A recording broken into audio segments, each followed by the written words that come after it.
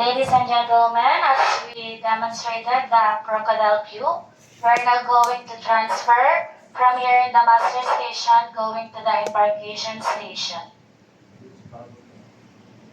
Now please follow the station number 1. Please create a single file now.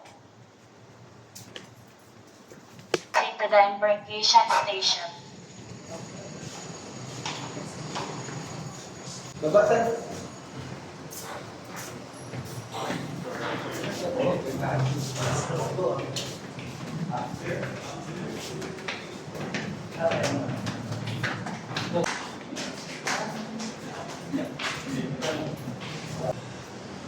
So this is the lifeboat. Board on. So embark na kayo. Nauna pa yung crew mo po. Dapat passenger mo na. Hindi mauna ang crew mo po. Kailangan i-assist nyo muna ang passenger na mag-embark. Tama ba, sir? Saka kayo papasok. Okay?